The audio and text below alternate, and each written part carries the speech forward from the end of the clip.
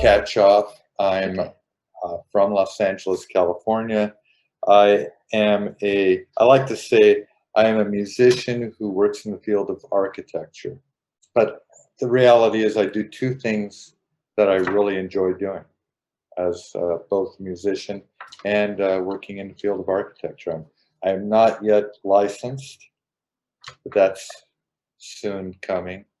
And, you guys shouldn't wait long. Finish school.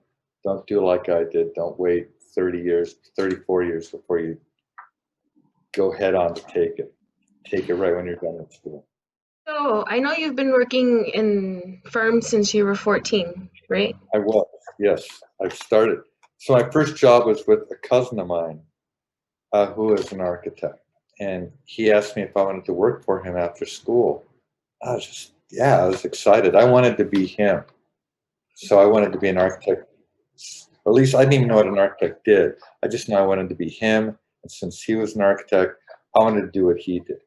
So, and prior to that, I was really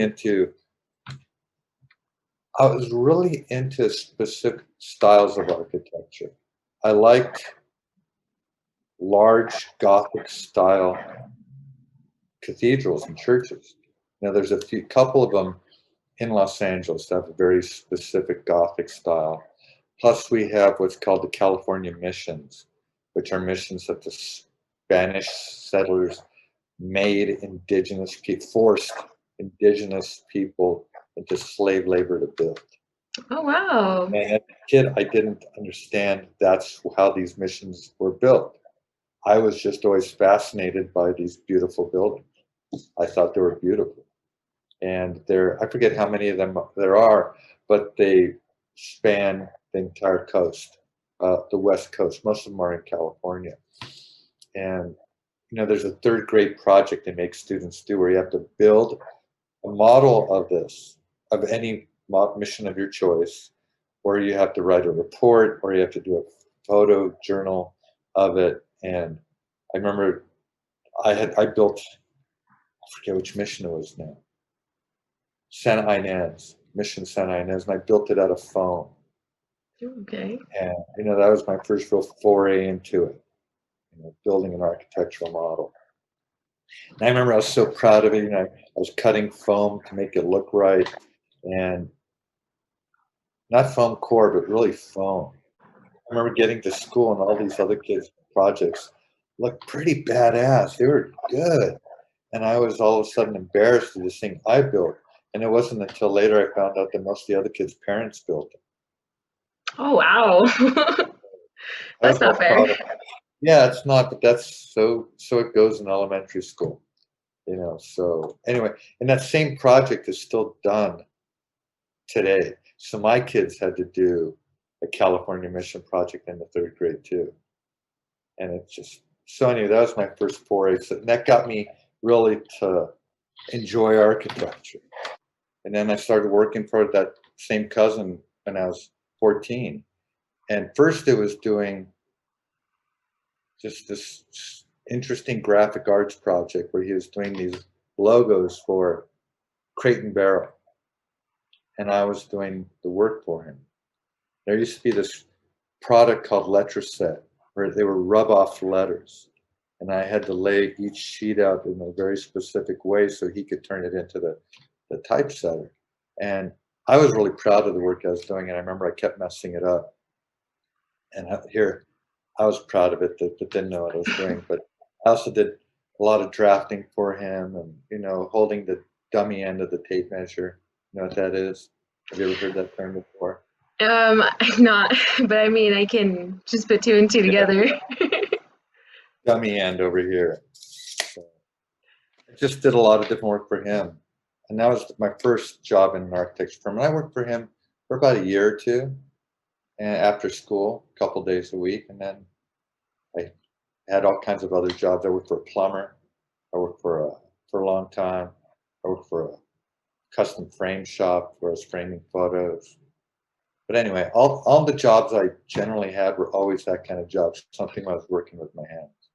I never really had the typical, working at McDonald's or a job like that. Nothing wrong with those jobs. I just always had a job where I was working with my hands. And later when I started college, I started working for firms again. That same cousin is one of the people that started SCIARC. Have you ever heard of SCIARC? Yes. So he's one of the people that started SCIARC. And as a kid, when I was hanging with him or working with him, he would take me to SCIARC with him. And I would hang out at this architecture school and see all this activity and seeing these projects students were working on. And it just seemed so far gone from anything I could understand. But I wanted really bad to be part of that. So I'd be at, at the school all day long, and sitting in the library, reading something or walking along through the studios and checking out what different students were doing, listening to crits when I didn't even know what I was listening to. I wanted to be part of that. And so when I finished high school, I didn't have the grades to go on directly to college. So I did community college first, which, is a smart thing to do. Whether you have the grades or not, it just saves you money. So I did community college, raised my GPA up incredibly. And I went from just being maybe a C student to having a 3.8 GPA, and got into I wanted to go to SCIARC, and my cousin said, absolutely not, you're not going to SCIARC. He didn't want anybody trying nepotism, is what he told me. Instead, I ended up going to USC, the University of Southern California. And that's where I finished my, my architecture school training or education. That was 34 years ago. And so I worked in LA in a couple different firms, and I had my own practice for a long time, which I still have. But 10 years ago, I started teaching at a community college in LA that is one of the top transfer schools in Southern California. Or actually, we were told we're one of the best in California, where I was first hired to teach fabrication. So really, put it bluntly, teach model making, teach students how to still build models by hand. I don't know, do you guys still build models by hand? Yes, we do. Yeah. Well, a lot of students weren't, and I came in and started, I controlled the fabrication shop and showed students how to build models, and took it on farther from there, how to incorporate, 3D printing and the laser cutters and the CNC machine, and simple model making to put it all together and teach model making. But in conjunction with that, I've also taught design courses, drafting courses. What else have I been involved with? A lot of different things within the curriculum of an architecture school.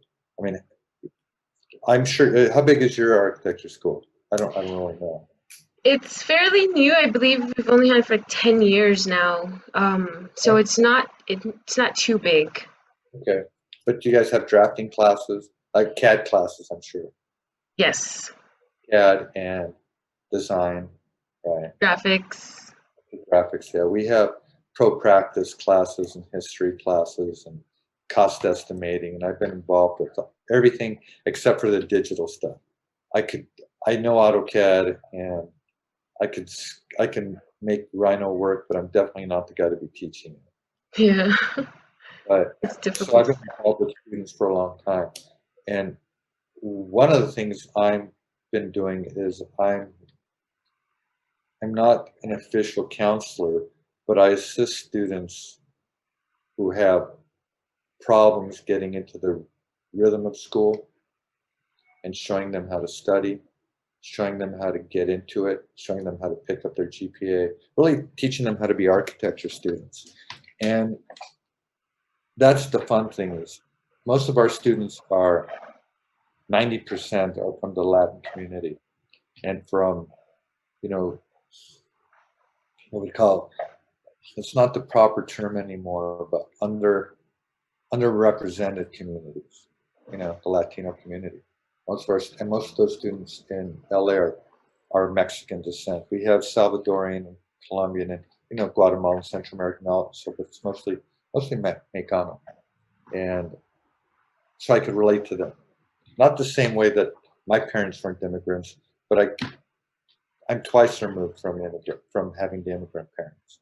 But I know where these kids are coming from. I understand uh, having blue collar parents, and understanding that they want more, they want something different, and helping them achieve that. So, you know, taking some students that might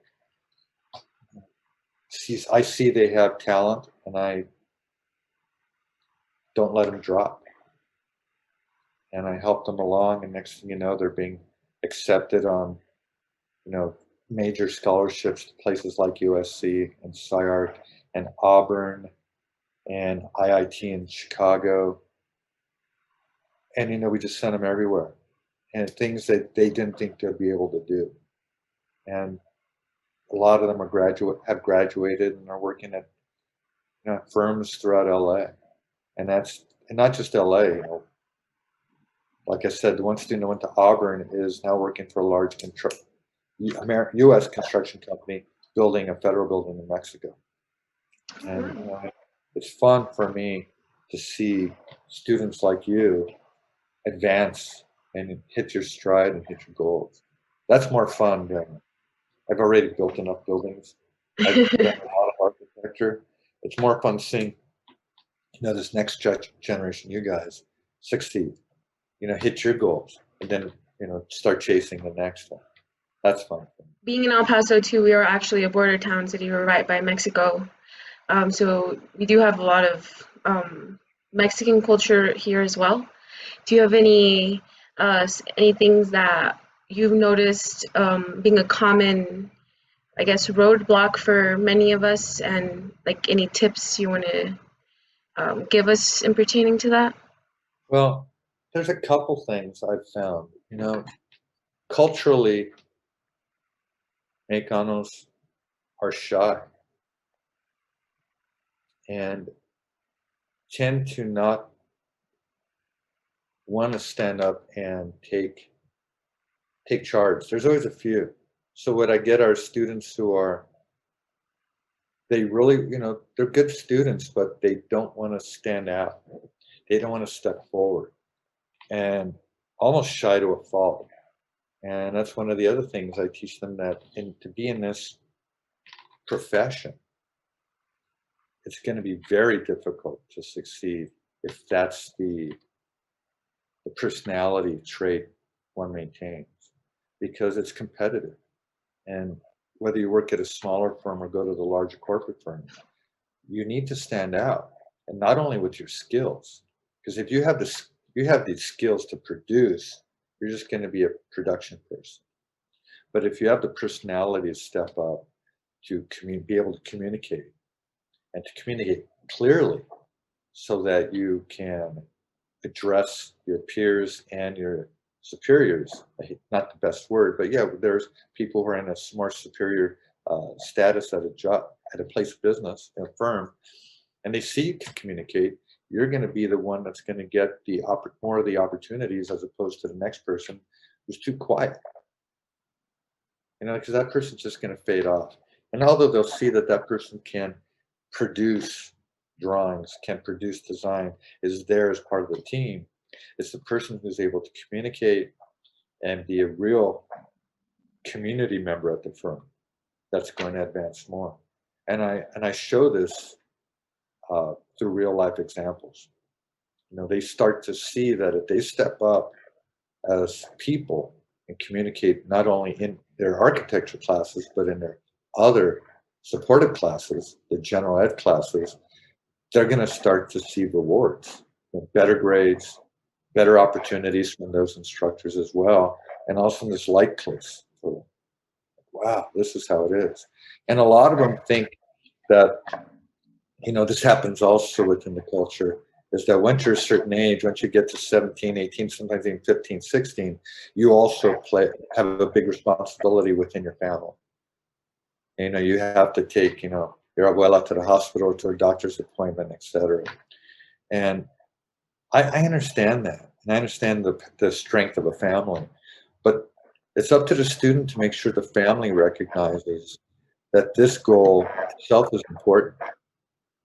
I'm striving to make something for myself. And once I can make that for myself, I then can help my family in a much better way than just being the driver for my cousin or my tia to get to the hospital, right? Or to get to the doctor's office or to go shopping.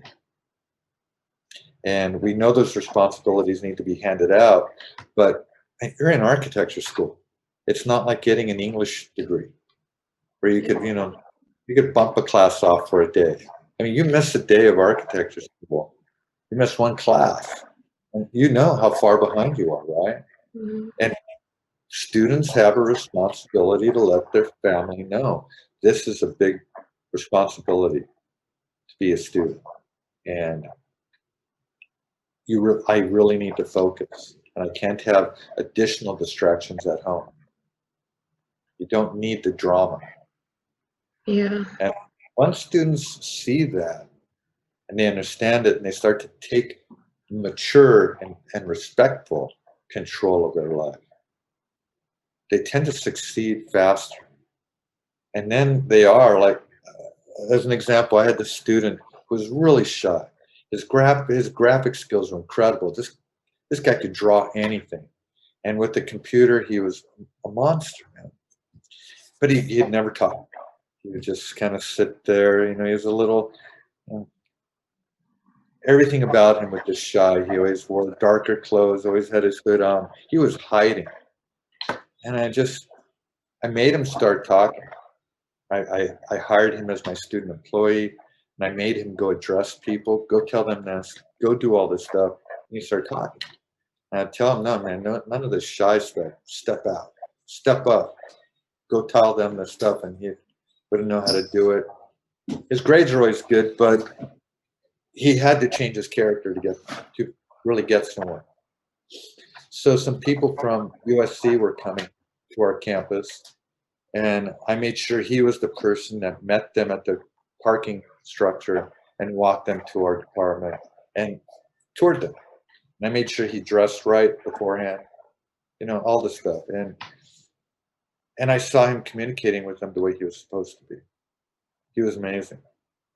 So he landed up being accepted to USC, had almost a full ride. Almost a full ride. His family only had to come up with $3,000 a year. And it turns out another private donor stepped in and said, I'll cover that $3,000 for 4 years. And it's Nice. right, because he started to show his character. He stepped out of that shadow. Now he's working at a large LA firm called Kacheoff. They hired him based on his interview. They saw the work, the portfolio, but it was his interview that he did on Zoom. The interview was on Zoom. He didn't meet them until a couple months ago. He had been there for 6 months before he physically met somebody. But it was just the character he was able to translate to Zoom. Okay. The best part about presentations is not that you're going to get up, not the main part. I believe, is not showing this amazing work you're learning how to do, but it's teaching you to be a communicator. We're communicators. That's what we are doing. So, what year are you in? I'm actually going on to design 3. You'll be transferring soon. So, soon enough.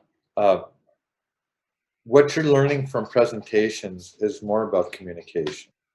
Being able to stand up in front of a group. Remember the first presentation you had, you didn't even know what to do, or maybe choking up, couldn't get the words out. But it's a lot easier now, isn't it?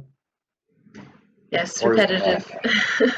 Yeah, well, and that's what it is. It's the ability to just be able to stand up in front of a group of people, your peers in this case, and deliver your message, and your message is your project. And what we're also taught to do is take control. We really are, it's a really interesting group of people, architects. We're usually great communicators, usually. That's the hope, that's the scope. But we're also extremely knowledgeable not just on the surface of a lot of different subjects, but we're taught to quickly absorb information and then deal that information out. There's a lot that doesn't get taught in architecture school that maybe should be taught, but the biggest course thing that needs to be taught, and it is being taught, is communication and having that ability to, understand. You're handed a program. You have to understand that program. Then you have to, uh, start building that program. Then there's the different steps of design, from schematic to design development, your final design, and then developing that, all that, blah blah blah, putting it together. But if you could have the greatest design, the greatest graphics, and put that up. Now, they always say the best work is when you could put it up in step one, you don't have to say a word, right? But it makes you even 100 times better when you can stand up there and be able to deliver the project eloquently and calmly. So that's the big skill, communication, right? You know what I'm saying? Yeah. Yes, details. Yeah, that detail, the detail of communicating with people. And that's just something that, I mean, how easy is that to learn at home when, the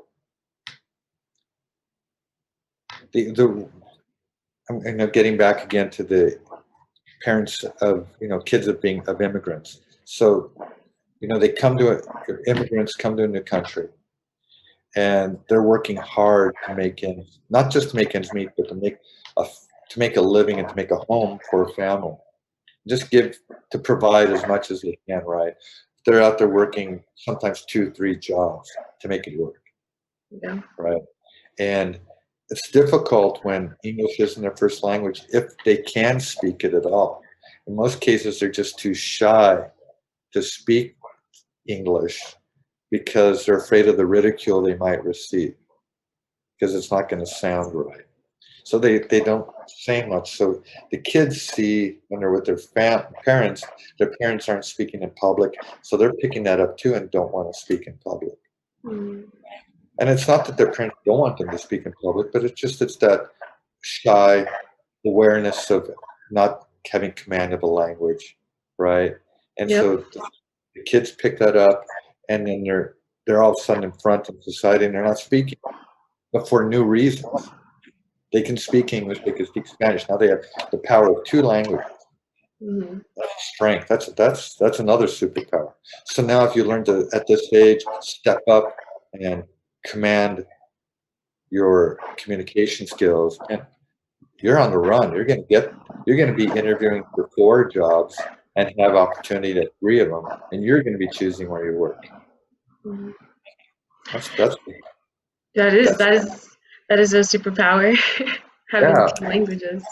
So that's the thing I like to teach, or the thing I like to teach my Latino students is, come on, it's your turn to step up and help out by being something yourself. Was there ever a time where you had trouble speaking and communicating as well? Oh yeah, of course, especially in high school, and trying to think, especially like around high school, I didn't really have the social built skills, and it was when I made it to architecture school. I was a little older than some of the other students because I did community college first. So some students went straight to school. So I was about 3 years older than the other students. So the difference between 17 or 18 and being 21 made a difference. There was a maturity, gap. So I was able to present a little better because I thought I felt an advantage. Oh, I could do this. I've got more of an advantage. But it became a little more difficult when I'd be in presentations and I know there's a famous architect in front of me.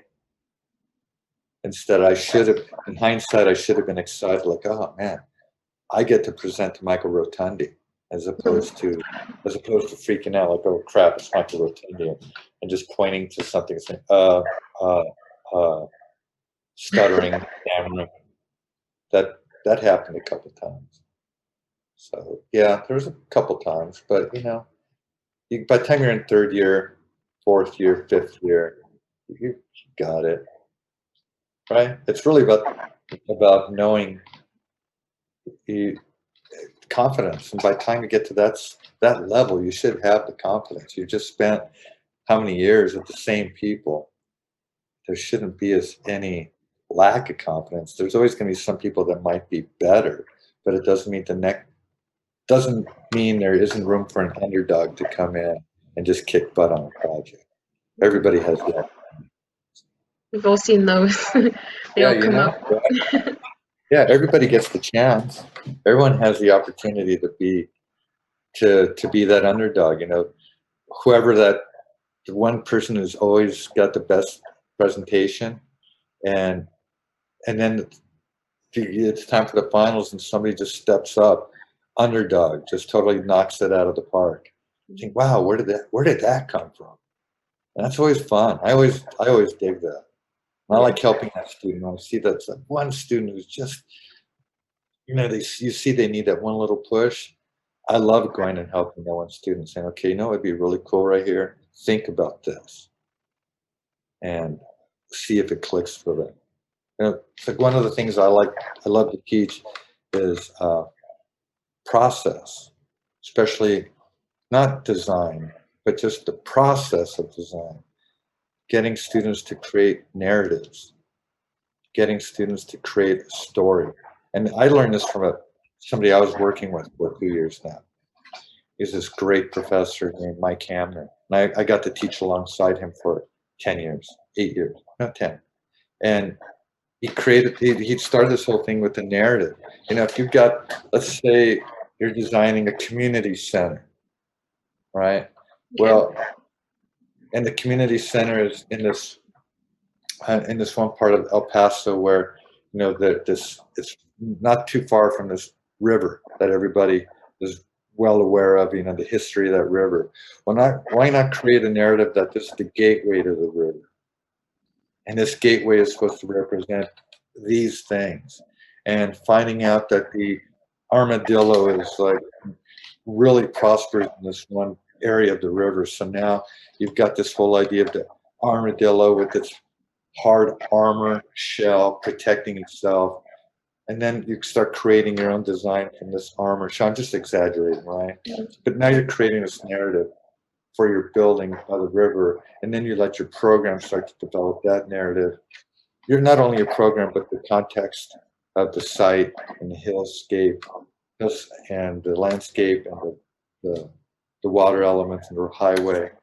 And you create a narrative. You're telling a story instead of just saying, my building is here and there's an entry. Get the narrative going so you never even have to walk a person through the building. They're so absorbed by this narrative of the thought that this was an armadillo sanctuary for armadillos at this bend of the river. And you're so into the armadillo as a creature of this area, and what it represents in Texas, that you really wanted to bring this armadillo out somehow in the building. So you took not just the entire shape of the armadillo, but maybe just the scales. That rear hunch where the scales overlap, where it looks like the Sydney Opera House, and you start to do something like that. And the tail, forget the tail, but maybe there's a path that leads from the parking structure, which, I'm not saying reanimate the armadillo, but just you're taking a portion of that as a narrative to create design. So just teaching the narrative and getting students sucked into that story is a fun part of design. So that way the student never gets stuck where they just sit and they're looking at a blank page. What do I do? Create a narrative. Have fun. Because it's at the schools, it's at the period when you're in school where architecture can be the most fun. There's no clients. Your client is your peers and your professor, but nobody's going to hold money back. Nobody's going to come and say, no, you can't do that. It's too expensive. You're a student. You just do it. So you get to create the narrative, have fun with it, right? There's a You know what time I when we mean? get to mess up. Yeah. But there's no messing up because anytime if a professor says, well, that doesn't really work, does it? Well, that gives you the opportunity to ask why. But if you have a good narrative, I guarantee you, a good professor is going to say, run, do it, go, keep going, you're doing great. As opposed to the student who's always changing their ideas because they can't lock in with confidence. The only way you're going to lock in with confidence is if you're having fun with the project. And what other way to have fun than to create a narrative, create a story built around the program you're supposed to follow, even if it's a team project. You guys done team projects yet? We have not yet, no. I haven't yet, no. Those are interesting. They happen a lot at the university level, is where they Okay. do team projects. Yeah, yeah, because Something to that's look forward to. well, it's what a firm is really like. It's a team. It's rare that even if you go to a small firm, it's a team. So you have to get used to working as a team. So it's why not learn to do it in college? I know we talked about you play the guitar, you're a musician and an architect. What are some ways that the two relate together? Because I know in songs, there's usually also narratives as well. Yeah, that the narrative is the connection. It's just creative mind. I think that's really the only connection is the creative mind. Patterns, perhaps. Mm. Um, we do a project with students where it's usually one of the initial projects in our second semester, second year design studio, where we take a song, and usually it's a song that students don't know. But it was a top 40 hit maybe sometime in the late 60s or 70s. Okay. And we have students break the song down and explain the song first verbally, but then graphically. Okay. So are you familiar with the song? It most likely won't be. It was called House of the Rising Sun. It's It a sounds very familiar. it's a classic by a band called The Animals. Or last year, this past semester, we did oh, it was a Marvin Gaye tune. Anyway, and students didn't know the song because it's your generation. You guys don't know these songs we're picking, but that's the point. We don't want you to know the song. We don't want you to have an opinion about the song. We want you to learn how to break something down and then rebuild a narrative for it. So with it's the same as the creative mind, being able to take something and dismantle it, and then reassemble it. And that's you do this. We do this in architecture. We're handed a program. In music, we create our own program. There's no client but ourselves. As if you're a songwriter, you are your own client. But it's still a creative process. You have your tools. Uh, you have a process, and you have your initial stages where that you're working at the process. It's not perfect. You make adjustments. We redraw in architecture after hours of maybe doing a rendering. We didn't trash it maybe, but we know there's some definite corrections. We do the same in music, and then there's the crit or the construction, and in music there's the performance or the recording. Very similar from the creative output. That's the similarity I see. They both give me a lot of joy. They do. I enjoy both. I enjoy as an arch. You'll see this start to happen when you practice one day. Is you'll see your first concepts, your initial sketches and drawings, and you'll be walking through it in your mind.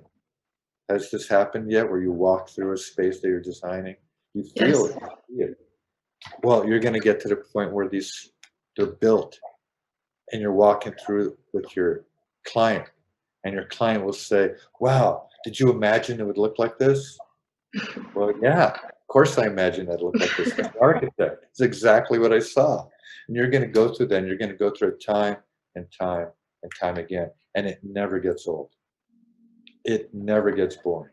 It sounds really amazing, actually. And it's going to happen to you, and it's going to happen sooner than you know it. Within 5 years, you're going to be walking through a space that you were part of a team on. And you're going to say, yeah, this is exactly how we drew it. And you're going to be blown away. And then you're going to drive by it 20 years later and say, wow, it's still there. It's fun. And it's the same with recording. You know, I could record something 20 years ago and listen to it now and either enjoy it or think, what the hell was I thinking? That sucks. But it's still that creative process. And I same way I used to paint. I don't paint anymore because I don't have the time. I focus more on music. And I think you'll meet a lot of architects and you ask them what is their creative output. They all have something. All have something that they're really into. Every architect. Just Okay. ask them, what do you love to do? Some just love to travel. I love to travel too, but some do it almost like an art form, and they're so good at it. I have a friend who hikes. That's his thing. He loves hiking, but he'll travel to hike. To him, that's his creative output, making sure it's all done just a certain way. We're interesting people. Speaking of codes, so so I know you said that we're going to see a little bit more of teamwork in universities. What more or less do you think we should be expecting when it comes to these kind of teamworks? Uh,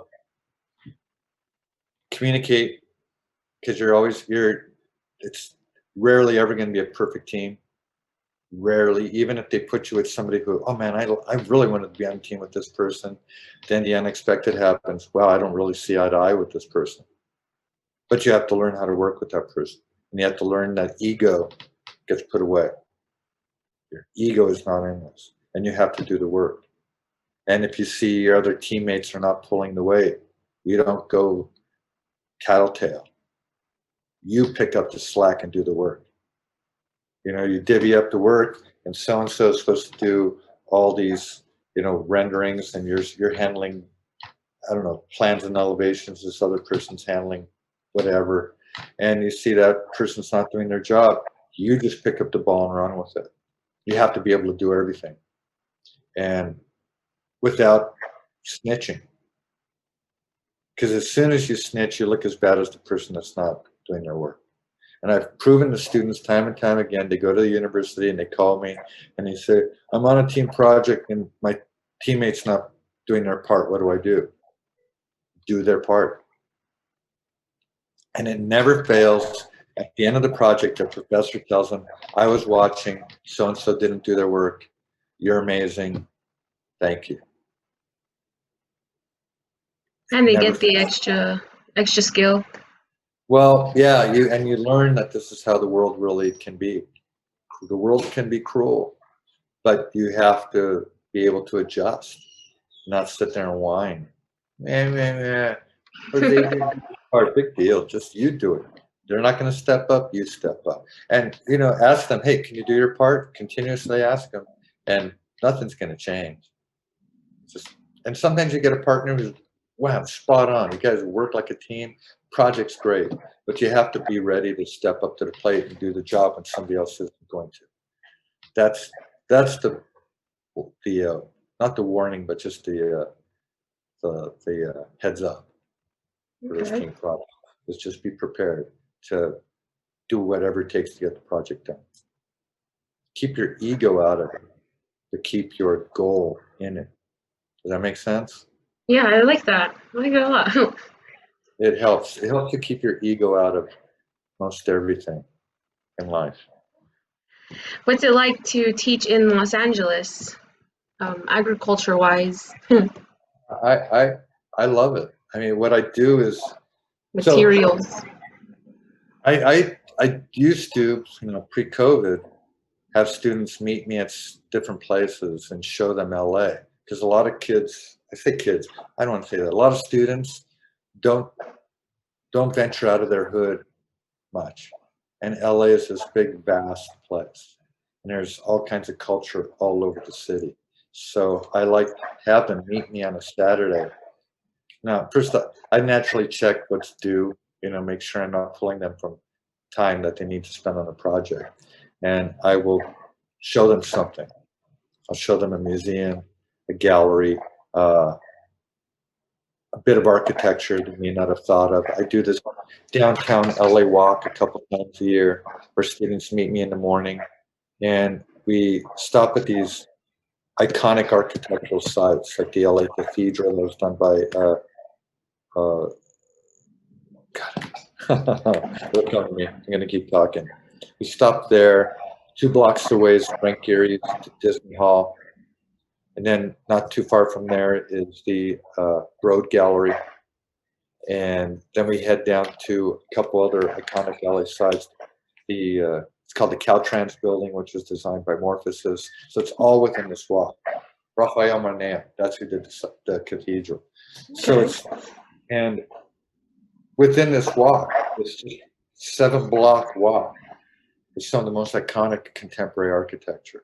But I also show them historical LA, which is caught right in the middle of it.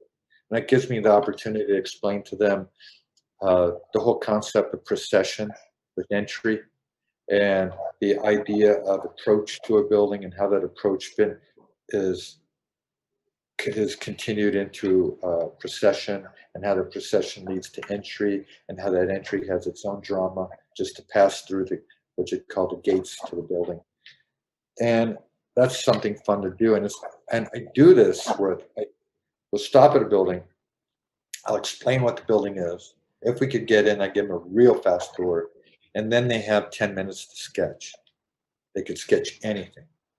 They could sketch a corner of a planner. They could sketch part of the building, all of the building. I tell them to focus on the details, not the whole thing. And then we go down to the next building, and I say, here's this plaza. This plaza was developed between this date and this date. These buildings are by these architects, and you have 10 minutes. Start. And then I'll yell time next. And we do this on 2 Saturdays a week. And it's me bringing them Los Angeles. And they've never seen it, but it helps develop this interest in architecture. Some students are studying architecture and have no idea that architecture is all around them. And it could be a park. So I show them landscape architecture as well throughout the walk. And that led to something I started 5 years ago, which I was in Chicago about 7 years ago, 8 years ago. And I thought, man, I wish when I was a student, I came to Chicago so I could get blown away. Because here's all the stuff I studied. Have you had architectural history yet? Yes, I have. Okay. So I remember when I had architectural history, a good couple weeks was just spent on Chicago, because it's the home of contemporary architecture. Just is. Original contemporary architecture started in Chicago. First high rise, first elevator, first escalators, all that stuff. First real pile footings, all the stuff, the Chicago window, all the stuff that made high rises possible. So I thought, wouldn't it be cool if I took students to Chicago? So 5 years ago, I did my first trip where I took 12 students to Chicago. Wow. And we saw, so I'd never done anything like it before, but I just knew students had this need more than just LA. They needed to get out. And I knew it would also help students become better architecture students, because now you could hear the name Mies van der Rohe, but now feel the connection because you've been in his Farnsworth house. You've been in the Farnsworth house. Right? How many people go to the Farnsworth house? Now, from 5 years that I've been doing this trip, I have 12 students a year. If you count, multiply that by 5, those students have all been in the Farnsworth house. They've been in the Roby house by Frank Lloyd Wright. They've been in Frank Lloyd Wright's home and studio. They've been in the Unity Temple by Frank Lloyd Wright. They've seen the post office by Mies van der Rohe. They've been able to go into the Chicago Auditorium building by Adler and Sullivan and Frank Lloyd Wright. And they're in these architectural these significant buildings. You're not just reading in a book, you're in it. Mhm. And then you get to go traverse the city on your own for the rest of the day. So students come back seeing another city and they've been excited enough to say, "I want to move to Chicago," and they apply to the university there and they get in. And that's success for me. And I didn't get anything out of it, but they did. Mhm. And there's another place that's called, have you ever been to Chicago? No, I've not been to Chicago yet. Maybe I need to talk to Professor Manuel, get you guys to go to Chicago too. Maybe I extend it out to El Paso students. But it's a great trip. Students stay 4 to a room. It's this really cool boutique hotel. It's a boutique hotel, but it still has quad rooms, and it's right in the middle of town. So students at every night get to go do what they want, and they always wind up wanting to meet as a group and hang out, and it's a blast. There's fireworks. It's just seeing Chicago. It's amazing, and it's always that time of year when students are getting their acceptance letters from other universities. So every night we're celebrating, somebody's been accepted to a university. It's really fun. And it's, again, that opportunity I have to expand the knowledge of students.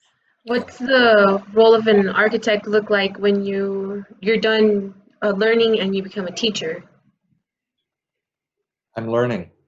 You're still learning. I'm learning even more. I'll tell you what happened to me. 10 years ago, I'd been practicing for 24 years. And I have to admit, my interest was petering out. Didn't have the excitement anymore. It was at a time of, uh, it was a time when architecture had taken a big drop and wasn't a lot of work. And there was a big drop in housing and I did a lot of residential work. And I just wasn't excited about it anymore. That's how I started. The teaching was an accident. As somebody said, "Hey, you want to try this?" I said, "Sure, I'll do that." And in my mind, I thought, I'll do that for a little bit, and then work will pick back up. But I found I was getting into it again.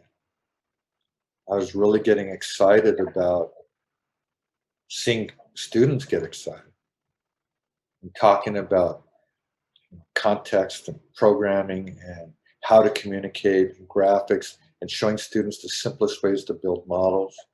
Simple stuff. I was getting excited about architecture. And I said, wow, I'm learning again.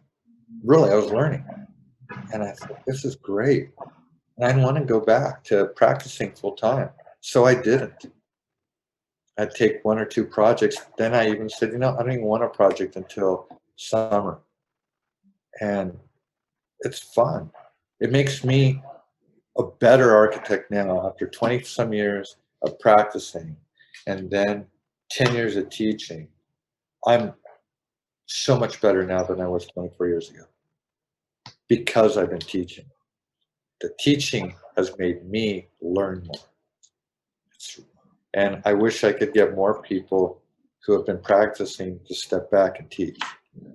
You get a lot of professors who are just fresh out of school and they're trying to teach. And all they could really teach is how to be an architecture student. They can't really teach what it means to practice and what you guys need to understand is important in order to get out into the world to practice. And that's something that I think is really important. I think it's important that students understand that the path should be licensure also. It should be, even though I'm trying to do it now every day. But I think it's important. It's why not finish the goal? Yeah. Get it. Go get it. Is there Yeah. anything else that you'd like to add to for the students to know? Our semester starts the 23rd of this month, so No, just it, make sure you enjoy it. There's a lot to have fun with being an architecture student. And don't, what is it? When you're in school, nothing else matters. That's the kind of the motto we developed at school. Nothing else matters. Don't be rude. Don't be disrespectful to the other people who need you somewhere else. But nothing else matters right now until you're done. You need to, especially if you're at community college and you're looking to transfer, as I think most students at your school are looking to do, transfer, right? Yes, sir. Okay. Well, your grades mean everything. So you can't cruise as a C student and transfer. You need to be the best student you could be. You have to have over a 3.6 to get. It's not just about transferring, but you need the money, and you're rewarded with a higher GPA. They'll give you money to go to school, and especially these days, what I've learned is that the universities want brown and black and minority students. They want us. So if they want us, they do. They want us bad for many reasons. Uh, Admission's low, and they want students, and they're willing to put money into students. They really are. They have a bundle of money they're sitting on, but they just want to give it to the student who has a high GPA because that's their investment. Oh, this student has a good GPA. We'll give them a lot of money to go to school because we see they're investing their time, because we know it takes the student's time investment, and that student to invest their time is serious, so we're going to give them money. And if you get a 3.6, 3.7, 3.8, 4.0, man, they're all over you like a wet dish rag, man. They want you. Money, money, money. It saves you money. So it only helps to just focus on school, nothing else. You got to tell your friend. I'll leave you with this. I still have the same close friend, my best friend. I don't like that word, but we've been friends since we were 12. And he remembers when I started architecture school, and he still laughs about it today. We're both musicians, but he remembers when I started architecture school, I disappeared. You know, they would go on these trips as a group of guys and go do all this stuff, different parties they were at. And it was, as he says, it was 5 years of his life where I disappeared. And I didn't disappear. I was just in architecture school. Nothing else mattered. I had to do well because I had to get some kind of scholarships because USC was expensive and my parents didn't have money. So I was hustling to get every little bit of scholarship money I could get. And I got lucky. In the end, my last year was free. I got free tuition my last year of school, and they gave me a place to live. I was living at the Gamble House. So hard focus and understanding that it's only for a short period of time. Nothing else matters. Pays off. I guarantee you. Guarantee it. So that's the recommendation I would make.